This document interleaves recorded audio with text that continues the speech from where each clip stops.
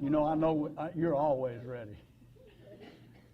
Okay, now that we are ready, we'd like to go ahead and call to order this October regularly scheduled meeting of the Henderson County Board of Education.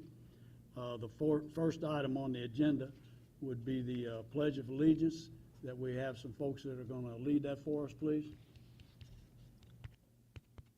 That's correct, sir. We have 3 or 4 student ambassadors with us this evening. We have Hannah Davis, Gabe Beck, Lily Crow, and Emily Lockton. If they would come to the front to lead us in a pledge. Okay, I'll let you introduce yourself.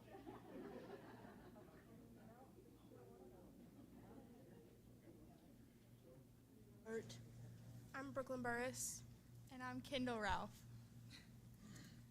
I pledge allegiance to the flag of the United States of America and to the republic for which it stands, one nation, under God, indivisible, with liberty and justice for all. Thank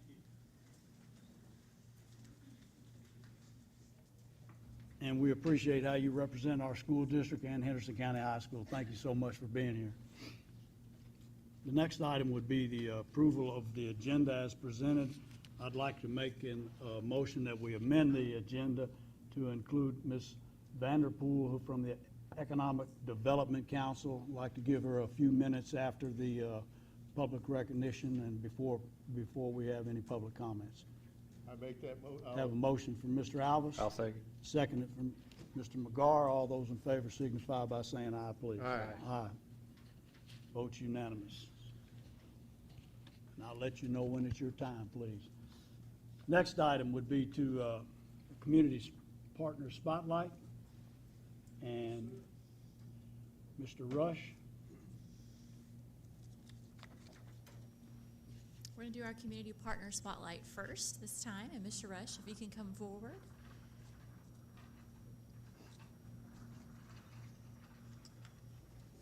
All right. This month, our community spotlight is the Henderson Tennis Club, and so I would like for you guys to come. I'm going to say your names, and I might have there might be more of you. We're going to see. I'm going to have you introduce yourself, but Melanie Humbert, Jamie Humbert, Dane Shields, John Stroud, Ellen Rendell, and Donna Taylor, and Penny Raleigh. Could you guys come on up here to this? We're going to take pictures eventually anyway. I got some nice things to say about you. Yes, and I mean, we're going to introduce all of you too. Melanie, could you come and introduce the rest of the folks I didn't say? And the rest of you, come on up here to the backdrop here.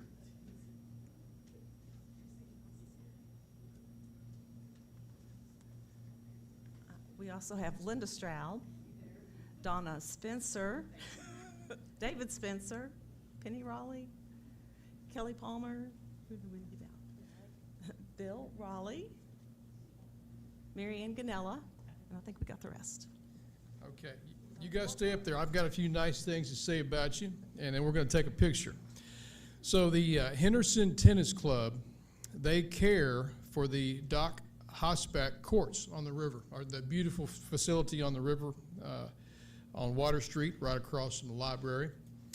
The high school courts last year were in disrepair, and the board did a great job of getting those things funded to get them back in order. And so the high school used the courts for practice and competitions that this club takes care of.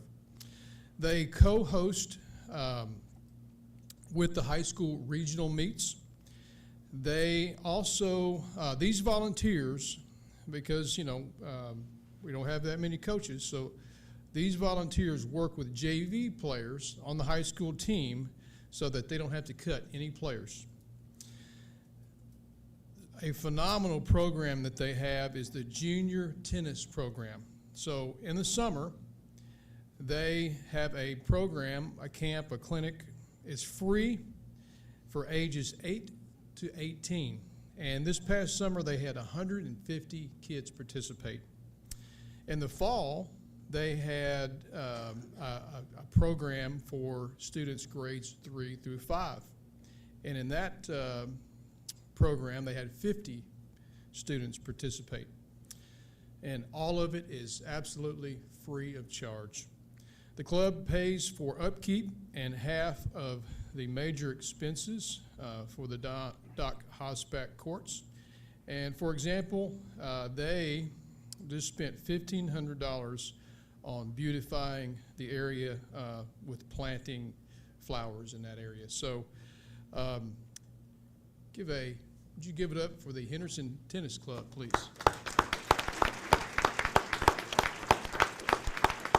All right. Let's take some pictures, if we will.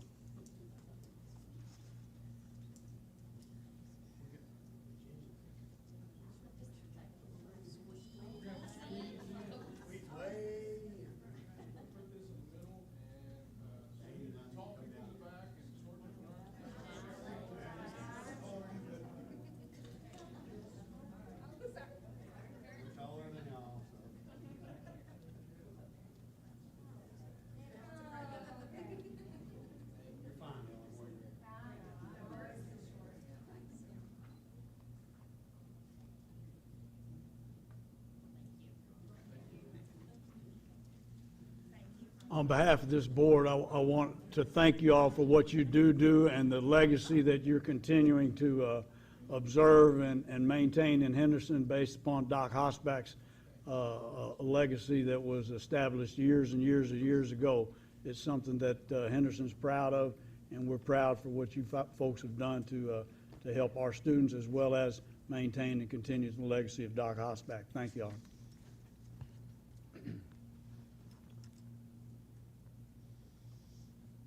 Morris, you just carry on. All right. We have a lot. That's great. Congratulations to Aspen Walters from A.B. Chandler for being the September Judges Scholar.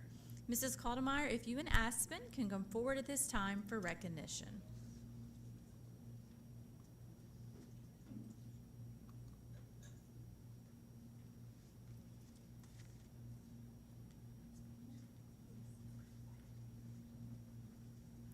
I am so excited that we get to celebrate the exceptional achievements of Aspen Walters, who was selected as Chandler's Judges Scholar.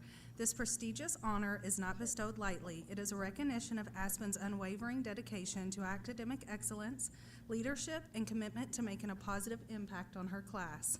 Her kindness and compassion knows no bounds. She is always striving to create an inclusive and supportive environment for all. Whether in the classroom or on the cheerleading team, she is always first to jump in and patiently try to help a classmate or teammate however she can. In addition, you can always count on Aspen's positive attitude, smile, and exceptional work ethic. Today, we honor her achievements and celebrate the bright future that lies ahead. Congratulations, Aspen, on this well-deserved recognition. May your journey continue to inspire us all.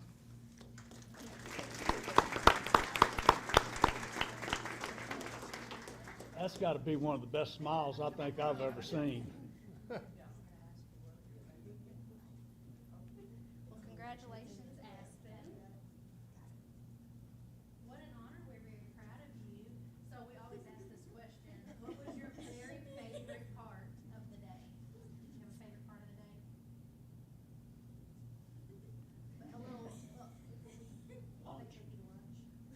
Was that a highlight? Where did you go? Mr. B. So that would have been my favorite part of the day. So congratulations. We're very proud of you and all your accomplishments. We're going to take some pictures. Do you have your family here with you today, Aspen? Mom, if you could stand up. Come on, get them in the picture.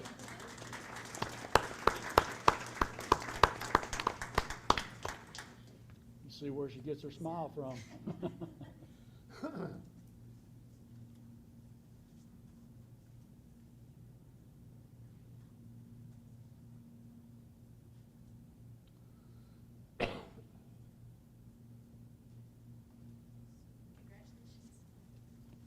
Thank you very much. Sorry.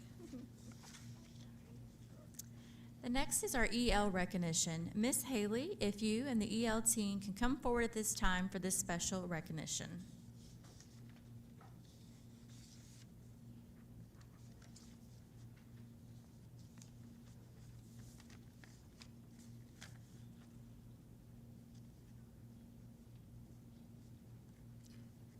So first, I'd like to introduce these amazing ladies that are with me this evening.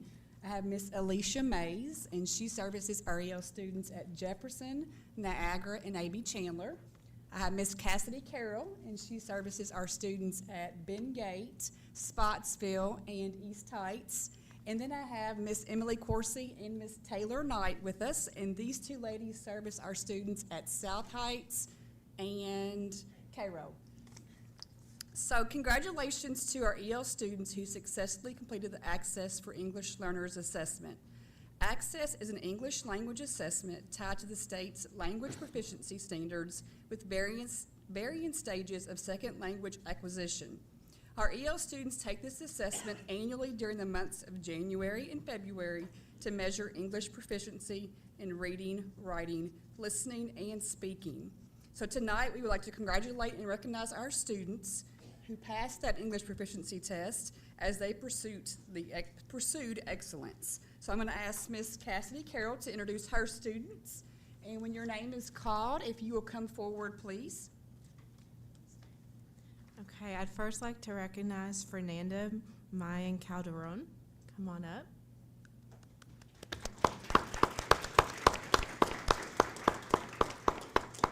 I'd also like to recognize John Santos Santiago. Come on up. And then I had two that could not be here tonight, and their names are Mia De La Luz and Karen Diaz Garcia. Thank you.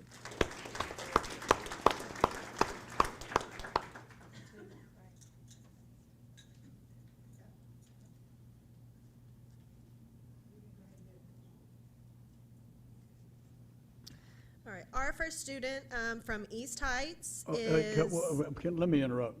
Are their parents here? Can we get their parents in the picture, please, too?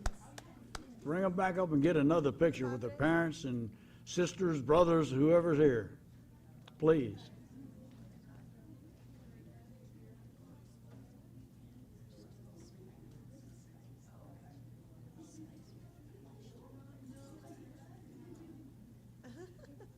Look at that baby.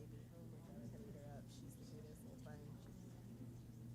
Get them all. Hey, Chiquita.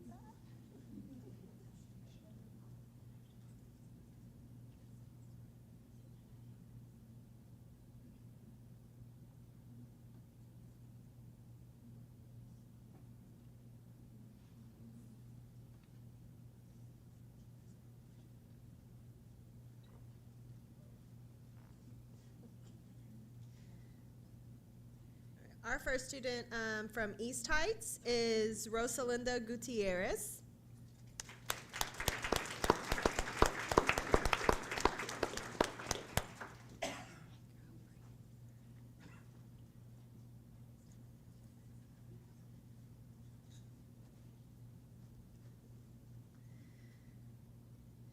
From East Heights, Isabella Arroyo Ortiz.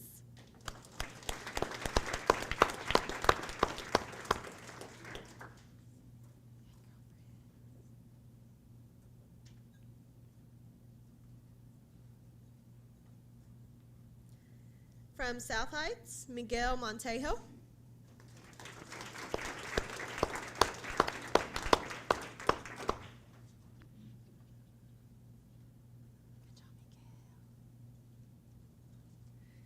And then another from East Heights, but couldn't be here, is Millie Jordan.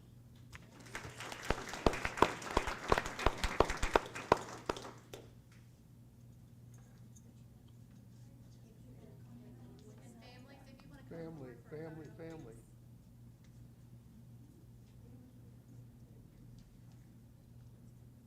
Yeah, get the family up there. Now we can get the pictures with the family members up there.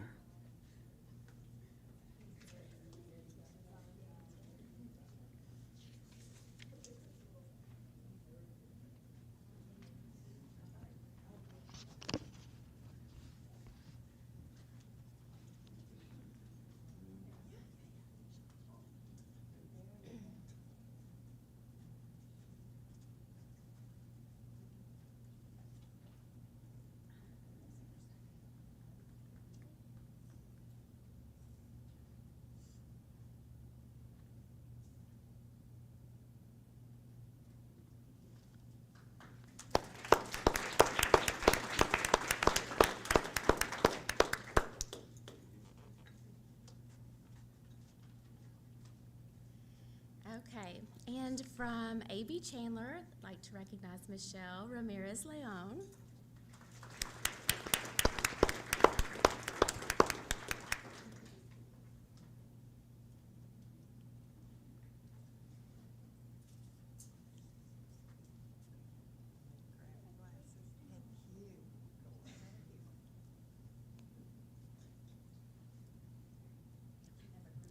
I can we go ahead and, okay. And then from Jefferson, we have Tomas, Francisco Tomas.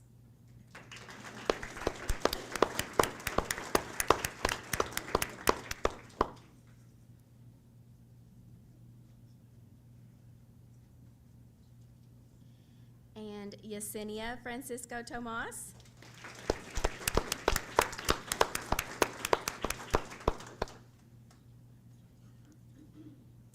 Myra Dieguez Miguel.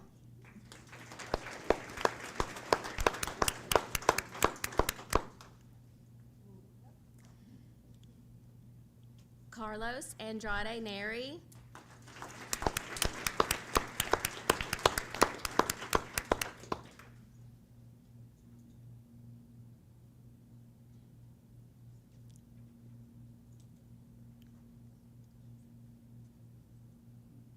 Gia Patel.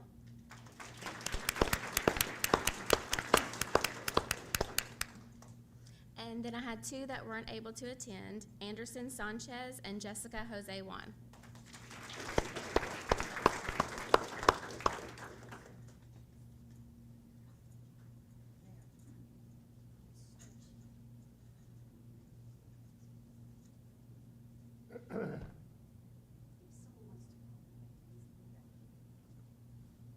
If their families want to come forward for a photo, please.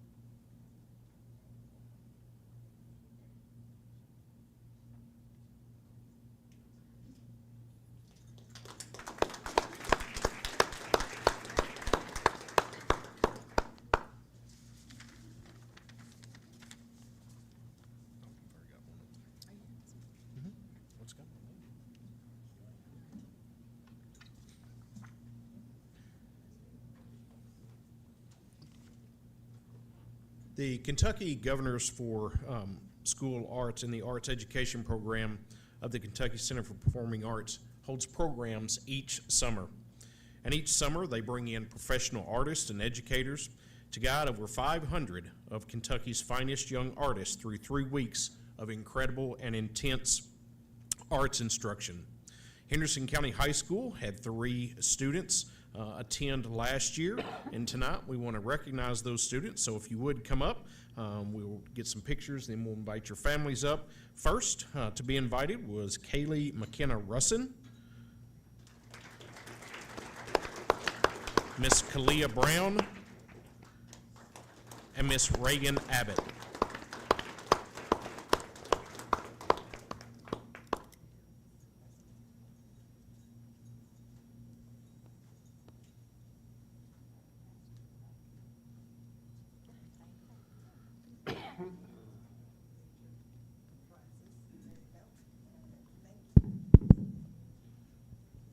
So let's get a picture first, and then I'm going to ask them some questions.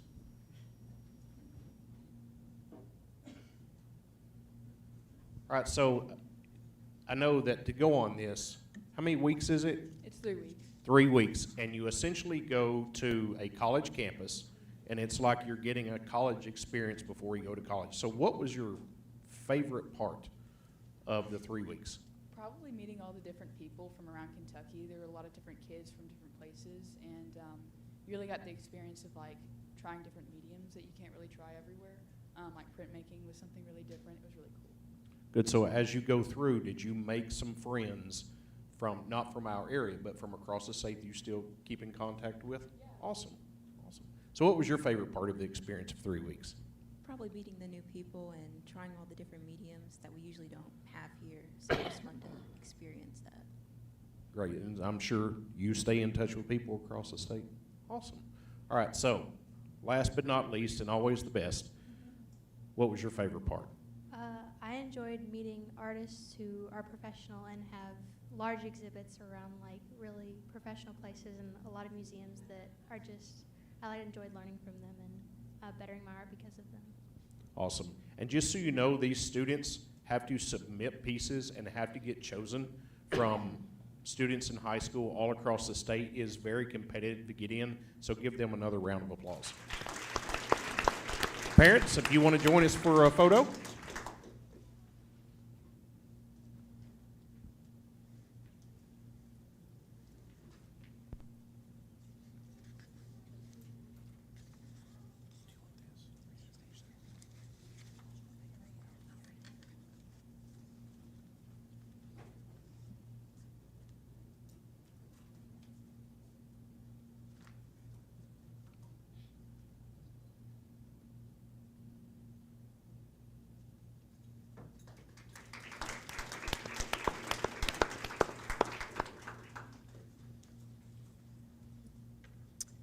Junior Achievement of Western Kentucky is a certifying organization that has the ability to recognize its valuable volunteer partners with the prestigious national award, which is presented from the White House and the President of the United States.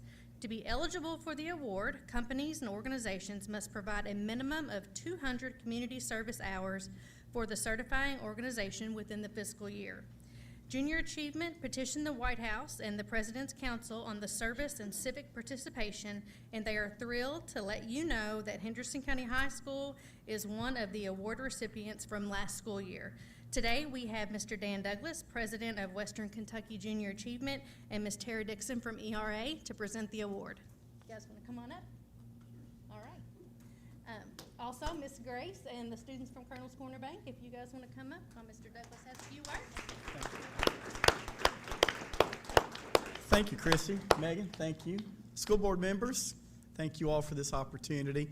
I left some information on your desk there. Take this opportunity to give you a quick update. Last year, the 22-23 school year, JA volunteers here in Henderson served 74 different classrooms, reaching 1,693 of your students here in Henderson County, providing in excess of 9,700 instructional hours, all in the areas of financial literacy, work readiness, entrepreneurship.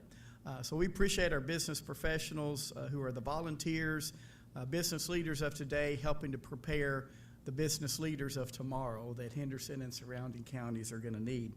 So we are in our 16th year as a certifying organization with the White House and the President. So just tickled to death to once again honor these banking students at Henderson County High School, as well as Miss Grace, who is their teacher. You changed on us, though.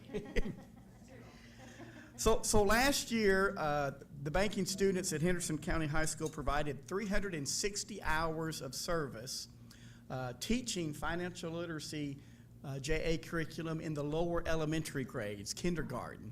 So it's a wonderful way for them to get engaged, giving back one way that they're also probably learning at the same time. So my honor to present this award to Miss Grace and Henderson County High School banking students.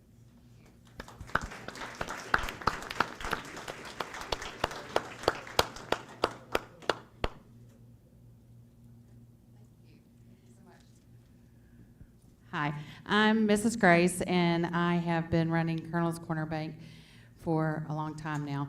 I'm going to pass the mic and let my students introduce themselves, and then I'll meet them at the end and give you a little bit of a quick synopsis on how they earned this award. My name is Lexi Trigg. My name's Maggie Hollis. I'm Aiden Sandifer. My name's Merritt Conkright. My name's Gage Beck. My name is Landon Hurt. My name's Maddie Robinson. And once again, I'm Jessica Grace. This award is actually for last year's bank students, and so it's always a year for the year previous, but these guys will get to experience the same experience as well. We volunteer in a lot of kindergarten classrooms across the school district here. They will teach 5 lessons to these kindergarten students, basically on needs versus wants, and lots of fun activities that they get to do. They get to do this during class time where they leave school and go to these schools and volunteer, and it's just a great program. I think they learn as much from the experiences the young kids do, and they get to look up to high school students and notice what they want to be when they grow up, and it's just a great experience all around, and we're honored to be a part of it. Thank you for your continued support, not only of these students and their endeavor to teach, but also to come to our Henderson County schools in many facets and teach junior achievement across our schools. We all truly appreciate it. Thank you very much. So students who are current, I look forward to next year presenting the award again based on your efforts. You all get a picture, and I'm going to go ahead and make another announcement. We'll wait for you. We want you in the picture, too. Okay. Well, this is a surprise announcement. So Junior Achievement has been around since 1959, and in honor of our founder, Bill Elmer, who founded Texas Gas and was very instrumental here in Henderson and Owensboro of bringing junior achievement to this area, we named a Volunteer of Excellence Award after Mr. Elmer. And this year, someone here in Henderson has won that award who exemplifies Mr. Elmer's same passion, dedication, and enthusiasm for junior achievement and leaving behind a legacy of better preparing today's students to be those tomorrow's leaders. So I'm very proud and honored to bestow this upon my friend and your friend, Miss Tara Dixon.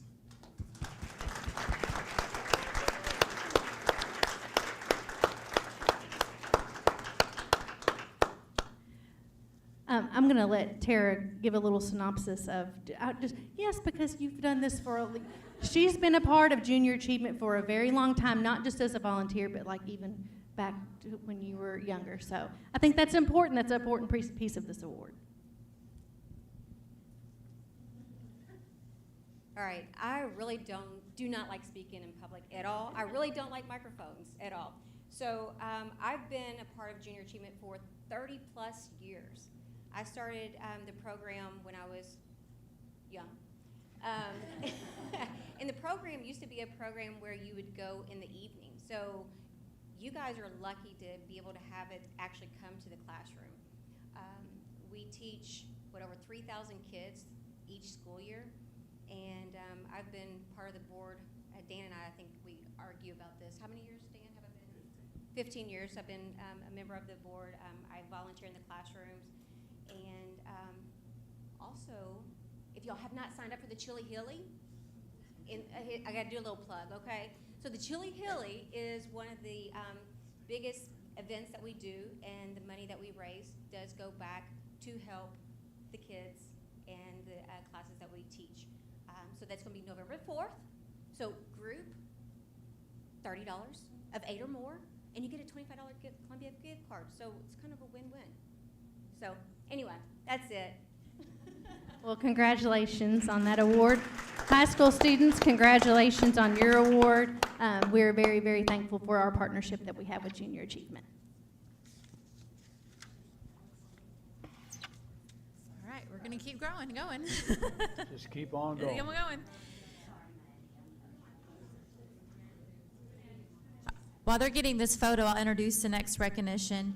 Niagara Elementary School has been awarded a family-friendly certification from the Pritchard Committee's Kentucky Collaborative for Families and Schools. The group is focused on increasing open communication, learning opportunities, and shared decision-making power across Kentucky education system. The Kentucky Department of Education includes the family-friendly certification in school report cards.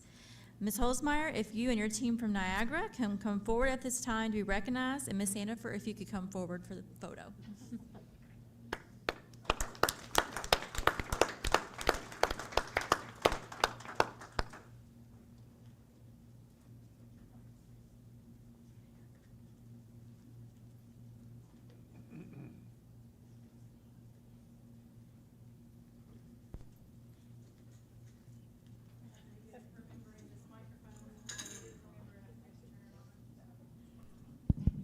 Claudius. We're very proud of the Niagara Wildcats and the family that you guys have here today, your school family, and it took a lot of hours, according to Ms. Holzmeyer, to submit the application and get the award, and we're very, very proud of you all. So do you want to say a few words, or have somebody on your team say a few words? Well, I'm not, I don't work at Niagara, but I'm in and out of Niagara a lot, and I can tell you that the family feel, family atmosphere is very evident when you walk in the building. So it's very, you can tell that you guys have everything that you put on that application. It's all true, very true. We started this process when pandemic hit. Niagara's always had lots of family and community support, always have. And when the pandemic hit, schools had limitations on being able to invite a lot of people into the building. There were times there was no one in the building. And so our priority was to repair that relationship as soon as we possibly could, and our families have been so supportive in doing that. We met with our site-based council and talked about the possibility of certification, and our parents, we have one parent representative here, definitely were excited about that, thought it was a great idea, and so family-friendly certification has been an extension of our work to really expand that and get it back to what it's always been at Niagara, so we appreciate all of the work of our staff members as well as our family members, and it really is about the students and doing what's best for them.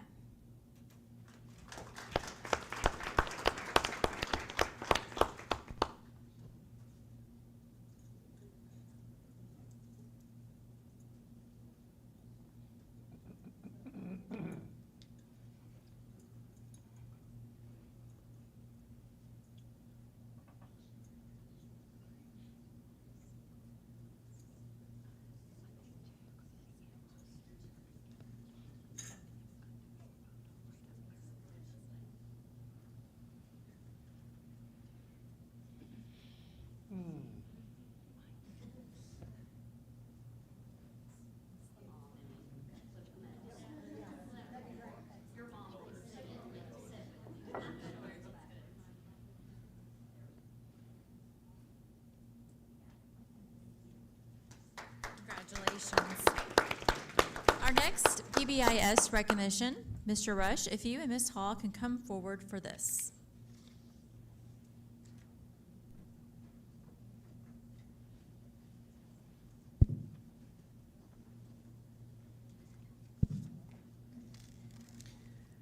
PBIS is an approach that we take for schools to use to promote school safety and good behavior. With PBIS schools, this teaches students about behavioral expectations and strategies, and the focus of PBIS is prevention, not punishment. So tonight we have with us Christy Toms. She is a program consultant with KDE, and she is going to share some award recognitions for each of our schools.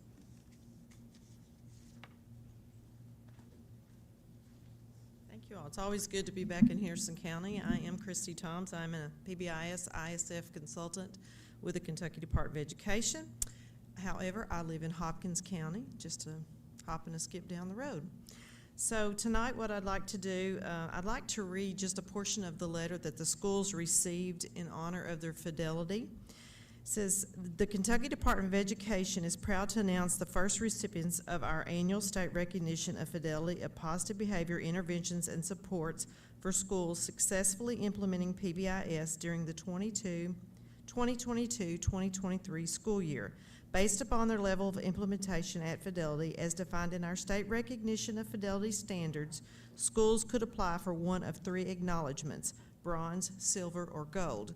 So tonight I would like to, last year all the schools received a banner to display in their schools and a sticker, so this year they'll get an additional new sticker to go on their banner. So when I call your school name, I don't know where you want them here, or, okay, all right. A.B. Chandler is silver recognition. Bengate Elementary is silver recognition. East Heights Elementary is silver recognition.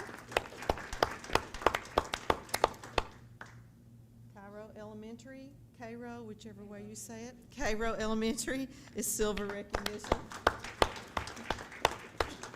South Heights Elementary is silver recognition. Thought I saw you coming in.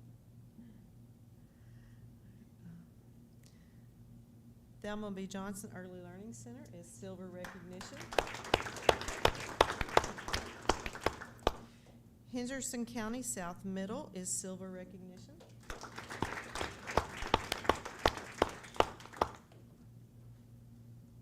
Henderson County North Middle School is silver recognition. Niagara Elementary is silver recognition. And Jefferson Elementary is silver recognition. And Henderson County High School is silver recognition.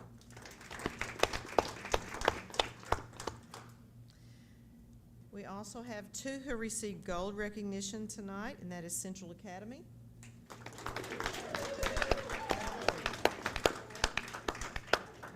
And Spotsville Elementary.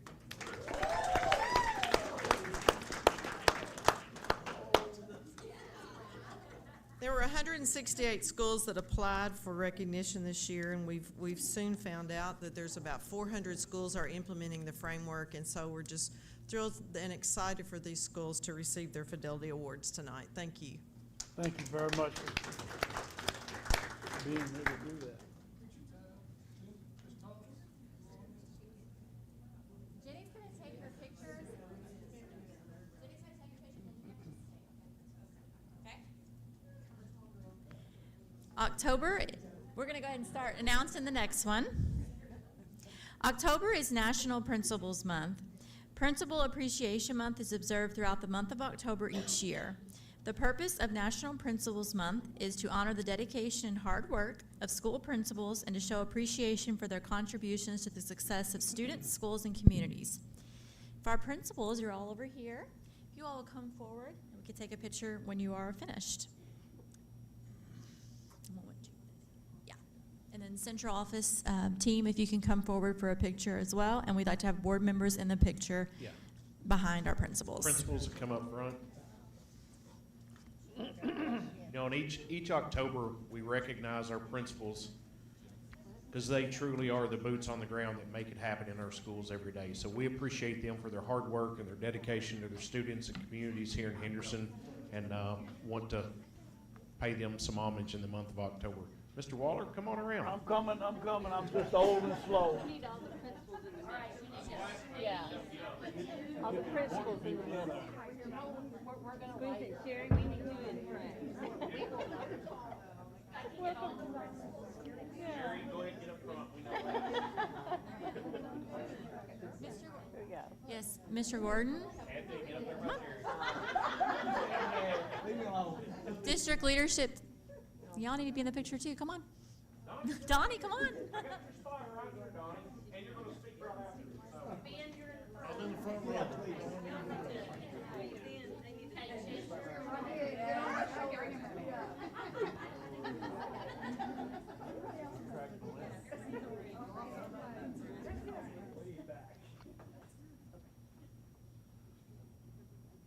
Mr. Sauter's missing, just pointing him out.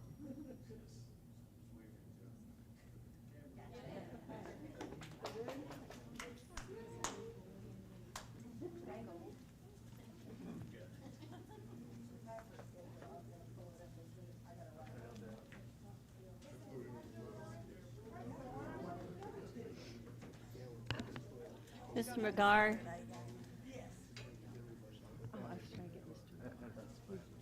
He and I got something. Mr. McGar. Yeah. Did we forget something? Yeah, we did.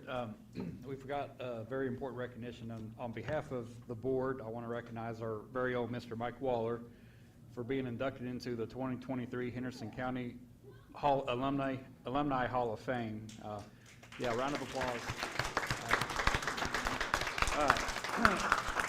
The committee recognized Mike's years of leadership at Accuride, his involvement in youth sports in Henderson, and then also your years of service to the board since, what, 1989? Yeah. Is that right? You have to tell how old I am. Yeah. So it's a well-deserved honor, and I can say that you've been elected to some esteemed company in that Hall of Fame. It's well-deserved, so congratulations. And then also, I see another inductee hiding back there, Mr. Joel Hopper. I was going to Joe- recognize yeah. him, and you jumped Come on, in Joel. on that one, Joe, and I appreciate that. yeah, Mr. the- McGar, you need, I mean, Mr. Hopper, you need to stand up, please. Yeah, Yeah, you, yes, to be recognized.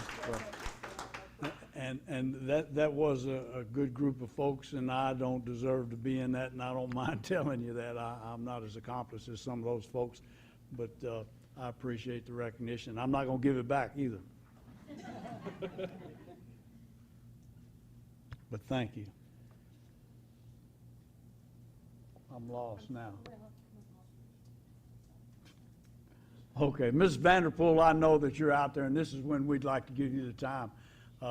Mrs. Vanderpool is the Executive Director of the Economic Development Council, and she's here to address this board for some of the new businesses that are going to be locating in Henderson County. So have at it. Thank you. Thank you, and thank you for amending the agenda and adding me on. I just wanted to come here. I have a little bit of good news to share this evening, but I want to start by going back a little bit. Many of you know about Pratt Industries locating in Henderson, Kentucky. For the past 2.5 years, there's been a large team of people working on that project, and everybody's heard a lot about that project. So it took a lot of effort, a lot of people, but we knew in the long run the economic impact of their commitment and of our commitment would pay off. So early on, I think I've addressed you guys before, early on, Dr. Lawson and Ms. Lacer from the CTE were instrumental in our recruitment. So workforce, as you can imagine, is a very big piece of recruitment of industry.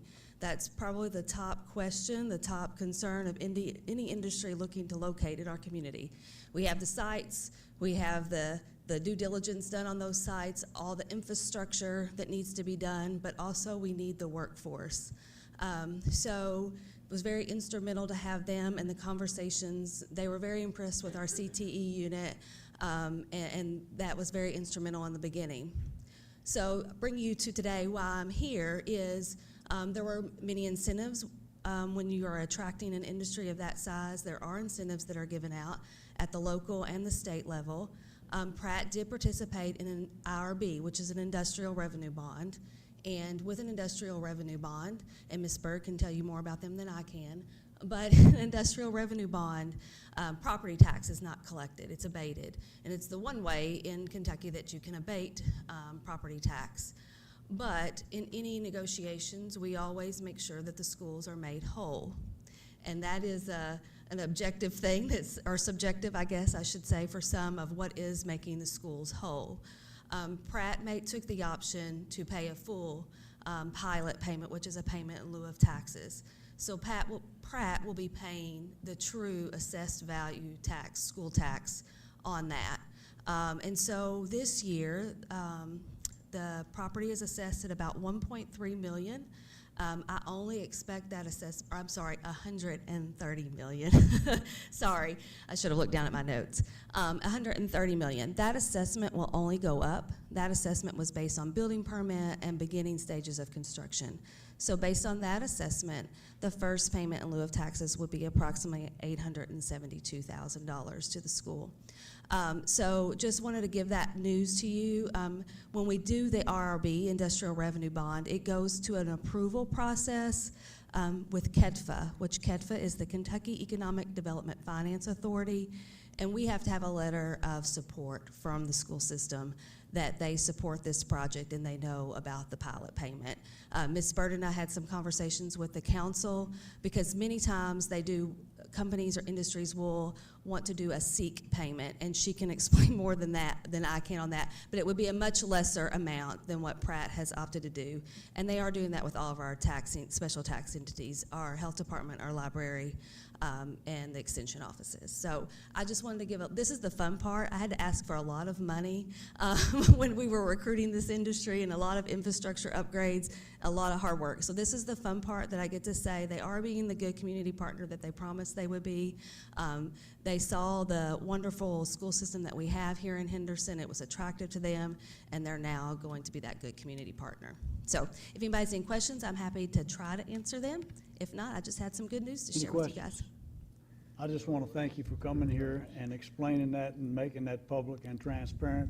And the kind of industries that Pratt is, we welcome them, and we hope to see more of them in the future, because Yes. we have an education system and district that can supply the needs that these kind of industries will come and locate. And one of the things that I was always proud of, and some of these folks know, is that as I worked at AccuRide, we won a pretty prestigious award, and 90% of the employees that worked at AccuRide were Henderson County School graduates. So we've got the kids that can do the business, and thank you so very much. Thank you. And I would be remiss if I didn't take a moment to say what an amazing partnership we have with the schools, the CTE.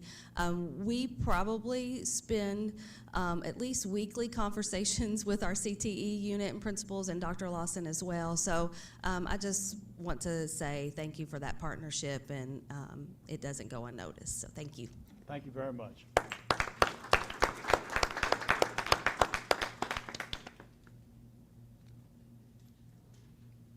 Next item would be, anybody sign up for public participation? Thank you. The next would be to approve the minutes from our September 16th regular board meeting.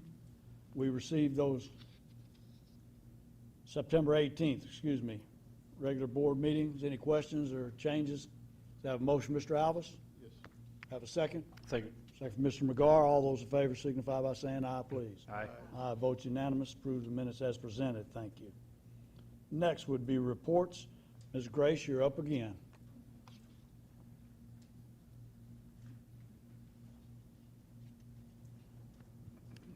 Well, I obviously am not Mark Andrews, but I'm here on his behalf, representing the athletic department at Henderson County High School. Just finishing my first month and a half or so in a position of assistant or associate athletic director, along with Shauna Evans.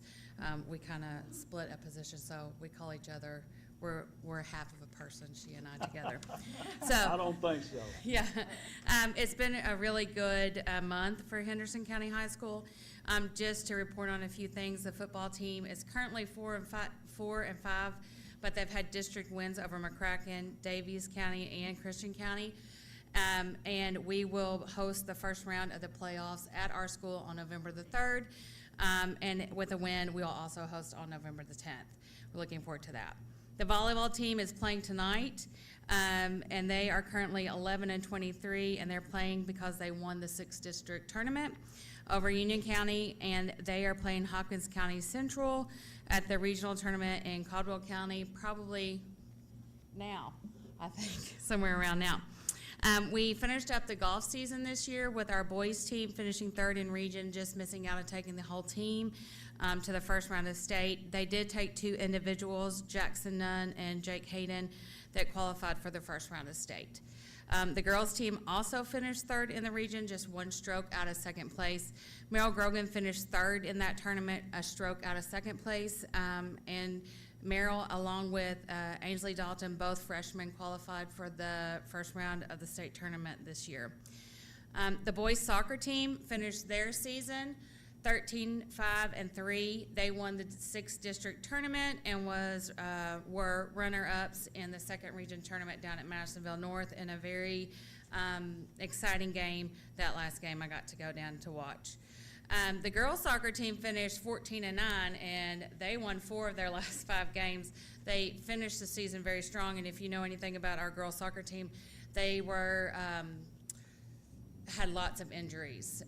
They did not have all of their starters who they thought they would have at the end of the season, but they, with a lot of hard work and great coaching by Mr. Dempsey, made a solid run into the state tournament, and we're very proud of them. Both of our boys and girls cross-country cross-country teams finished 5th in region, which means they both get to go to the state tournament for the first time. I don't know, it may be the first time they both get to go. And the boys, for the first time, will, in 30 years, will get to go as a team to the cross-country state tournament. This it's on Saturday, October the 28th, this weekend at the Kentucky Horse Park in Lexington. And Mr. Sprague and his team work exceptionally hard every day out there at the track. If you ever want to see some dedicated athletes, you should watch the cross-country team. Our cheer team will compete in game day division of regional competition on November the 11th. That's at McCracken County High School. We will host the regional dance competition on the 12th, and our team is doing hip-hop, game day, and POM divisions. Congratulations, he was here earlier, but I think he slipped out. Shannon Troutman was named Coach of the Year for Kentucky softball. That's a huge honor. We're proud of him and his hard work and his team's hard work. Henderson County still continues to be in compliance with all KHSAA bylaws. We're looking forward to the start of our winter sports season right now. Their basketball teams and wrestling, swim, they're all gearing up right now for a great season. Any questions? Yes. Excuse me, what's going on with the ROTC affiliated air rifle team? Ms. Thomas might also be able to help answer that. I know we do have an event coming up with the JRTC that will be at the on the field, but I'm not sure. I'd have to look into that and let you know. I'm not quite sure where they fall under Henderson County Athletics. I think they're more of a separate entity in JROTC. But I could find out and get back to you. Well, it's a very difficult sport. It is, yes, sir. It is. They practice every Wednesday afternoon. I know they're out there practicing as well. So. Well, is it it's one of the gyms, isn't it? Yes, sir, it is. Yes, they have one section of the gym. I know on Wednesday afternoons for sure, and I'm sure they practice more than that. That's the only time they have the gym right after school that I'm aware of. Thank you. So, thank you. Anyone else have any questions, Ms. Grace? Thank you very much. Appreciate you coming in here. Thank you. Thank you for your support.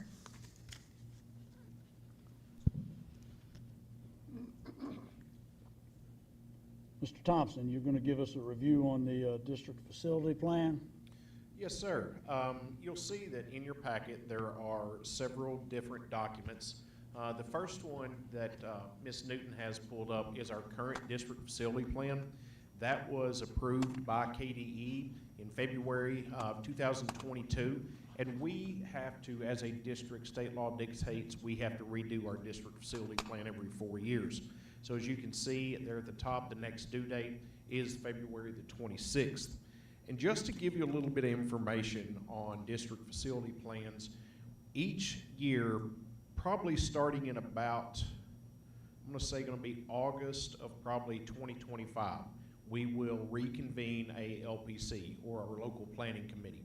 At that time, I know in the past, Mr. Waller has been the board member on our LPC. We have teachers, we have principals, we have individuals from the community, and then all of those, we have to have 3 meetings.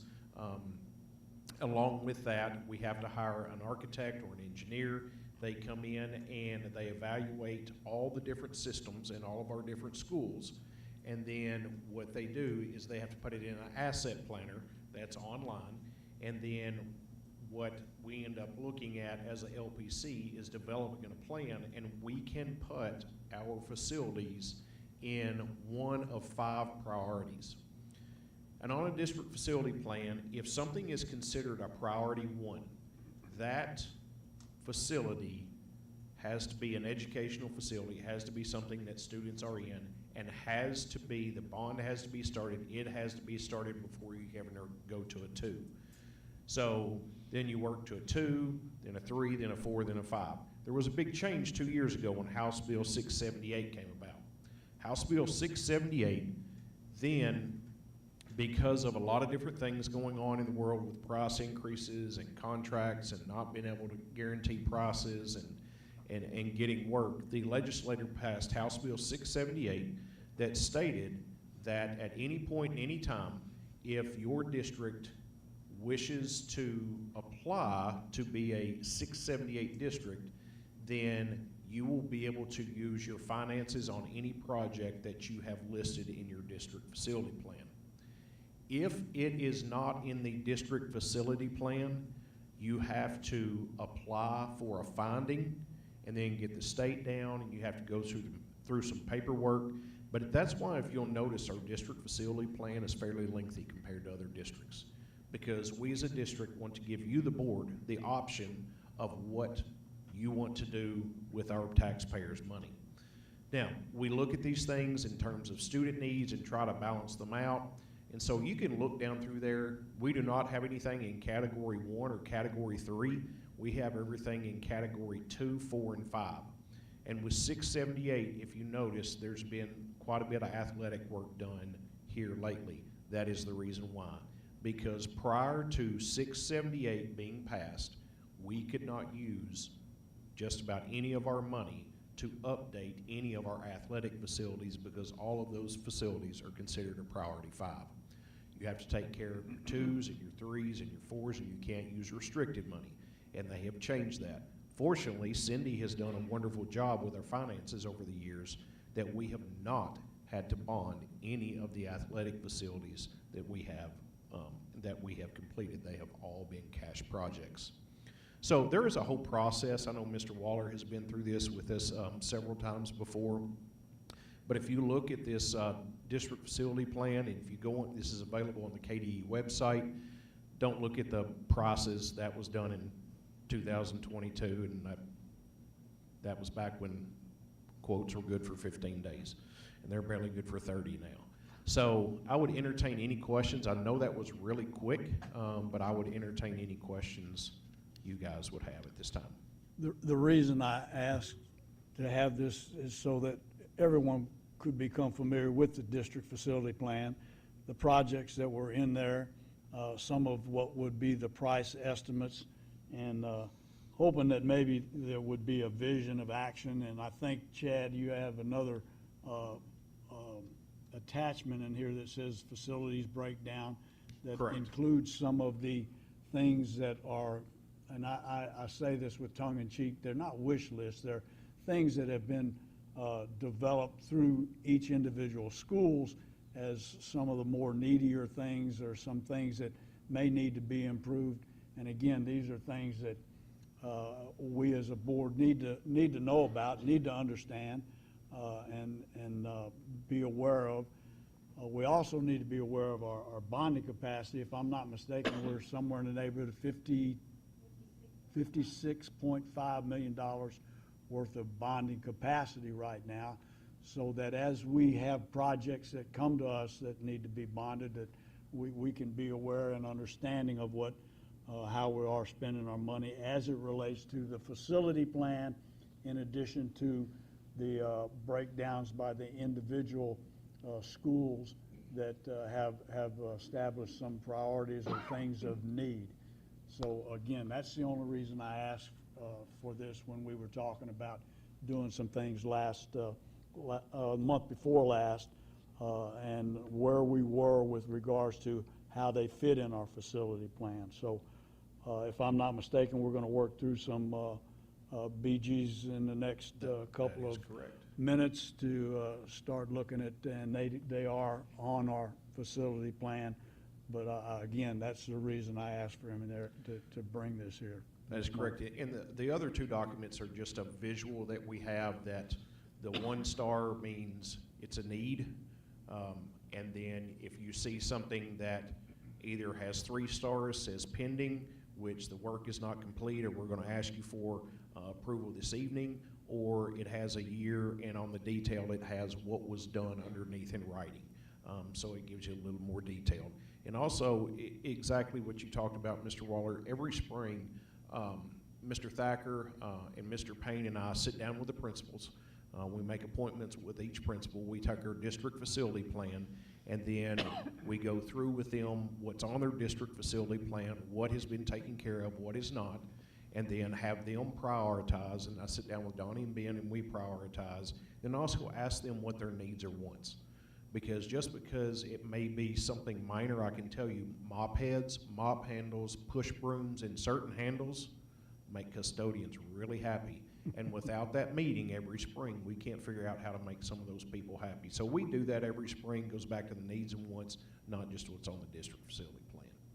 And just for my own edification, I stole Mr. Steiner's little cross-hatch business that listed the schools and kept it at home for a while so I could track what was going on, and he would ask for it back every now and then, and I'd be reluctant to give it to him. But now that Chad has put this together, this is something that we can all have without having to steal it from anybody.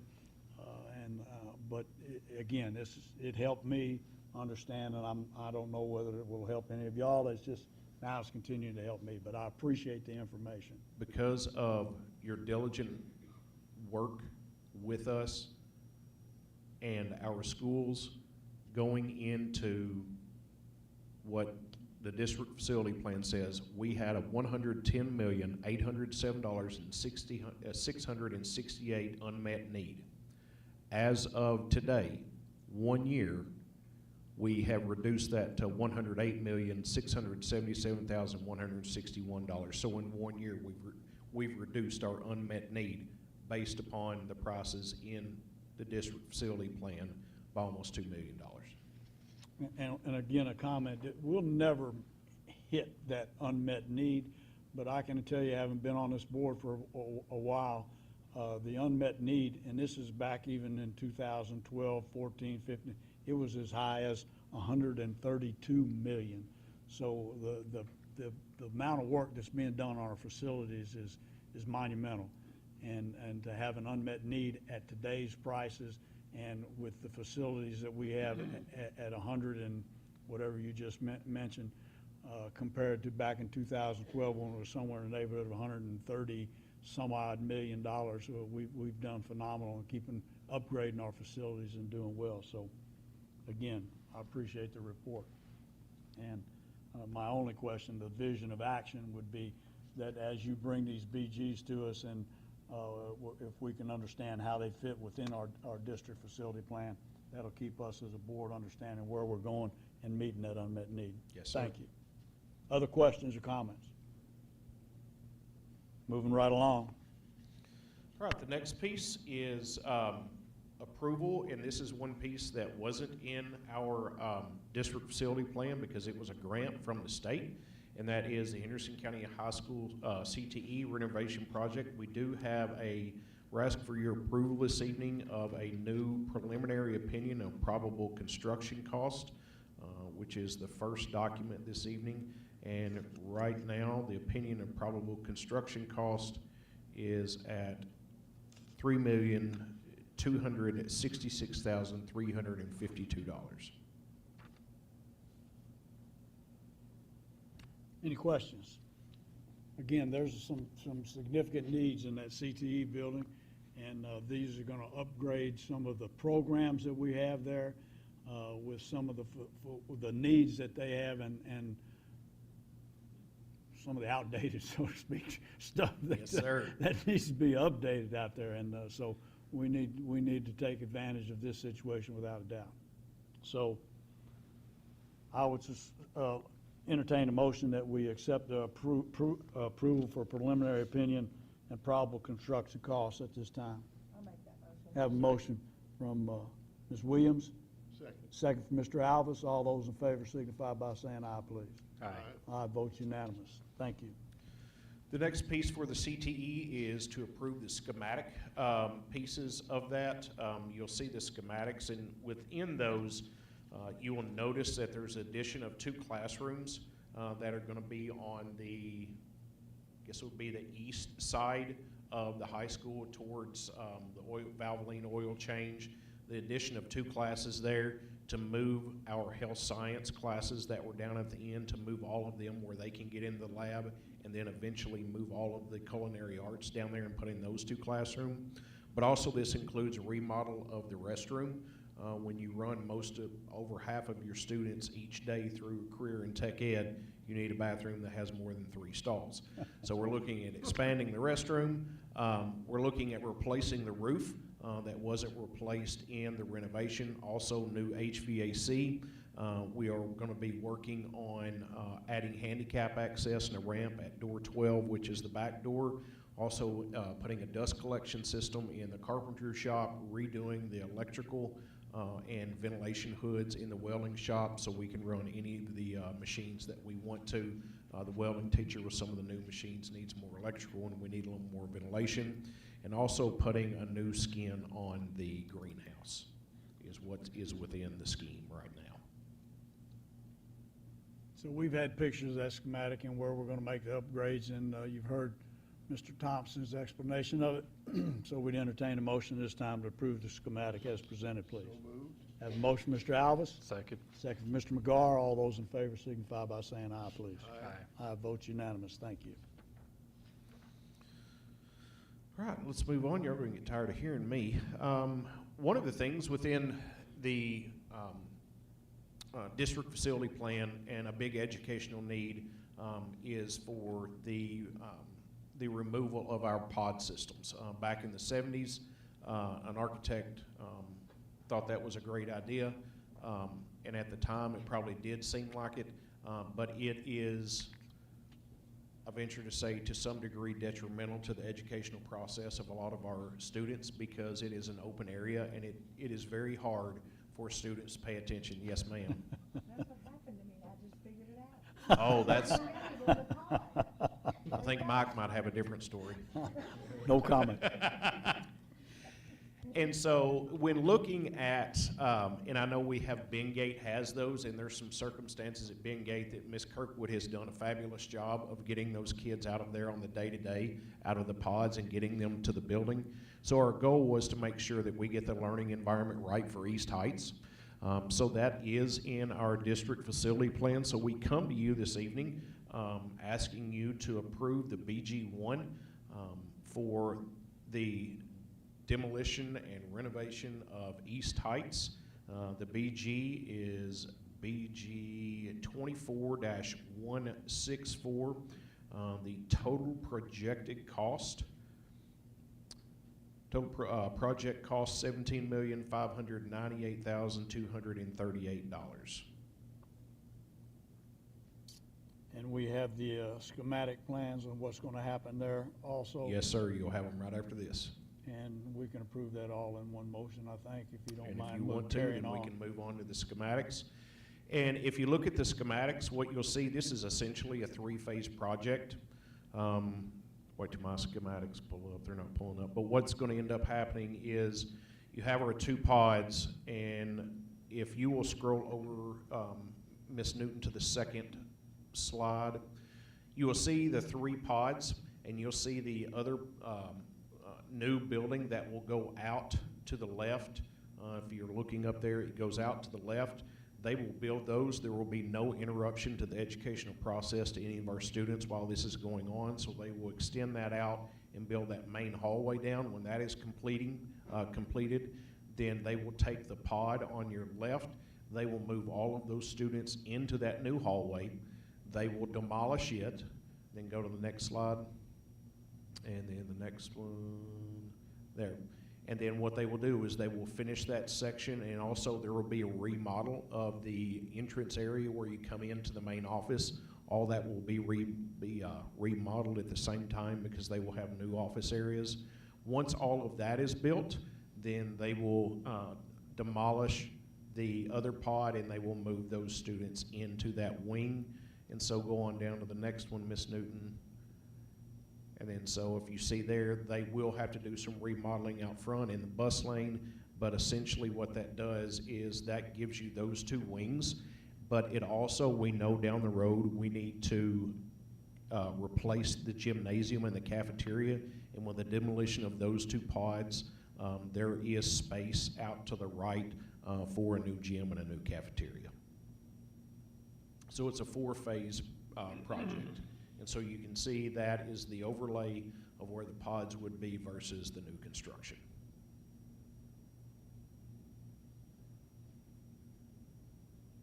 Okay, so you've seen the BG 24-164 and what the drawings will look like as this is renovated and redone. Is there any questions at this point?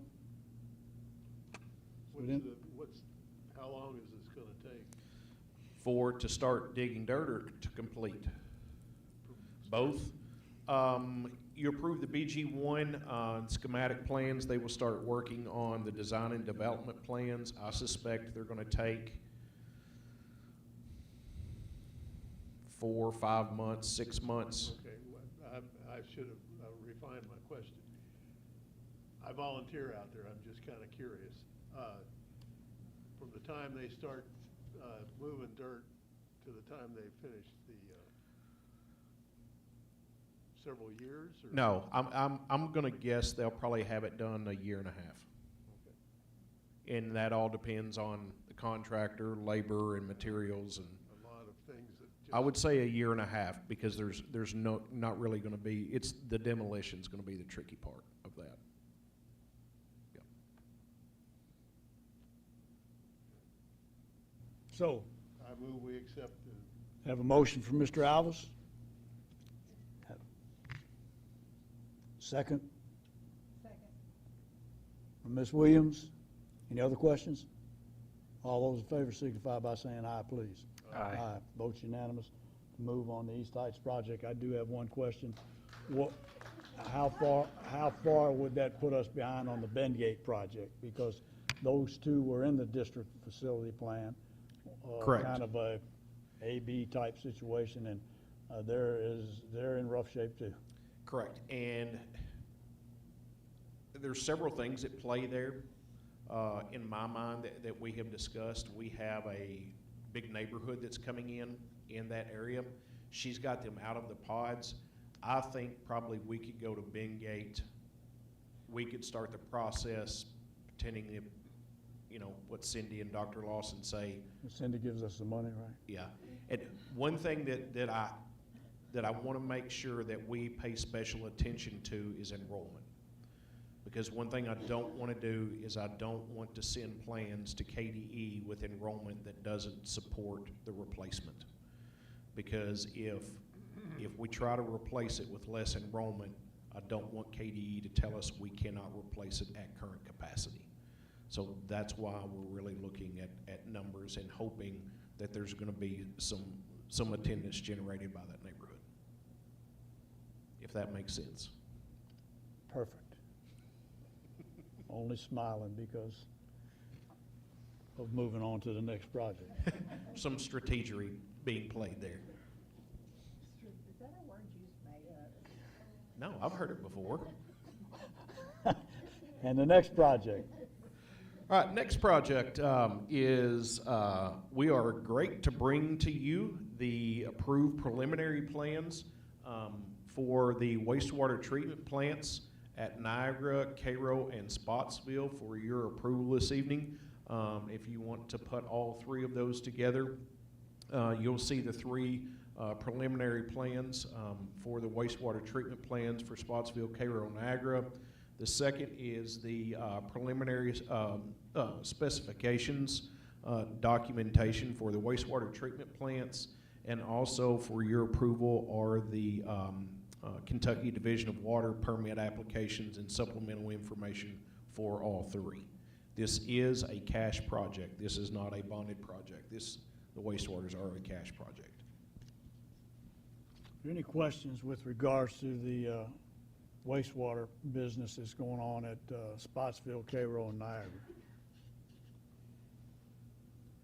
And each of these items are going to be dealt with at the same time, each of the schools, right? Yes, sir. Or we're not going to finish one and move to the other, no, we're going to get them all at the same time? I would like to bid all three of them. They're all in one BG1, and so my intent would be to bid them all in one bid, and hopefully that can attract several bidders that have the capacity to do all three at one time. Okay, so we have BG 23-416 for the wastewater treatment systems at Spotsville, Cairo, and Niagara. Entertain a motion that we approve those. Have a motion from Mr. Alves, second from Ms. Williams. All those in favor signify by saying aye, please. Aye. Aye, vote unanimous. Thank you. You're welcome. I'm done. We take a breath now. Ms. Byrd.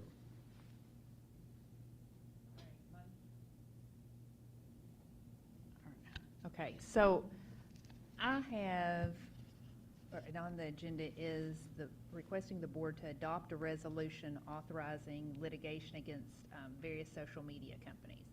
The board had some discussion about this in the past, and the feeling was that we would move forward with it. And so we've reached the point that now the next step, official step, is to actually join that litigation, is for the board to adopt a resolution.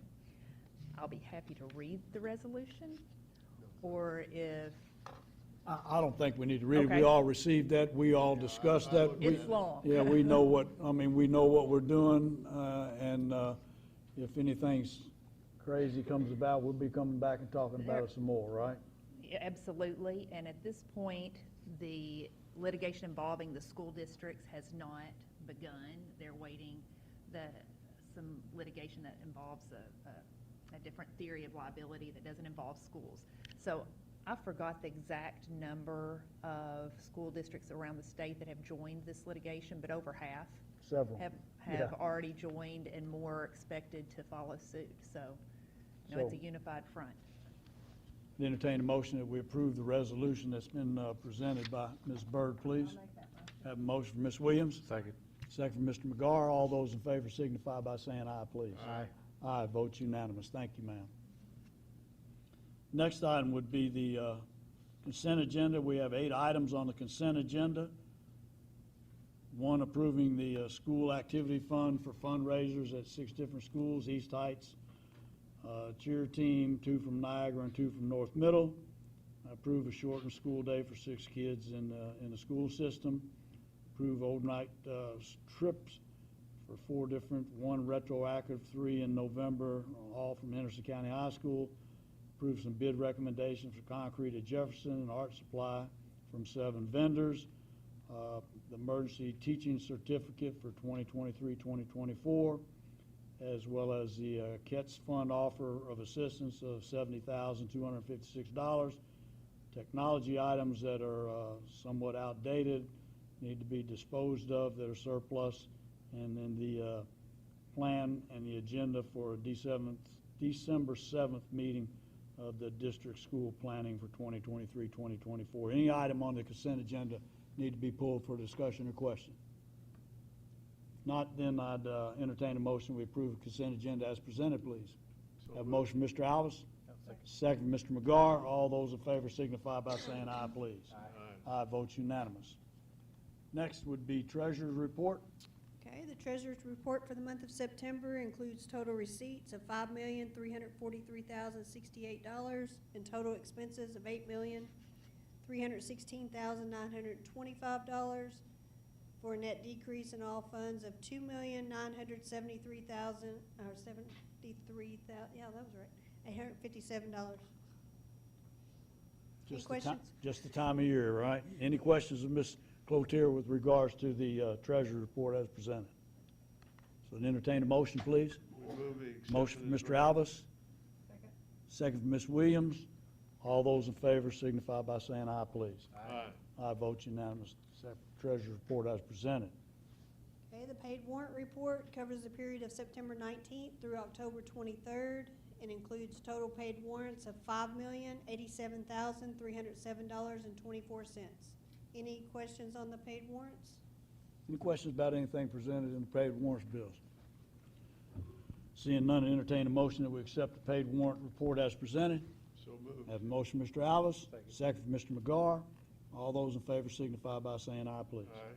Aye, vote unanimous. Pay the bill. Yes. Robin, please let the record reflect that we received the personnel actions since the last board meeting, and they've been reviewed by this board. Any questions, comments, concerns with regards to anything? I entertain a motion, we adjourn this meeting now. So moved. Have a motion, Mr. Alvis. I jumped all over you. And even Joe seconded before you even said anything. So this meeting is adjourned. Appreciate y'all being here. Thank you so very much. Appreciate what you've done tonight, as well as every night.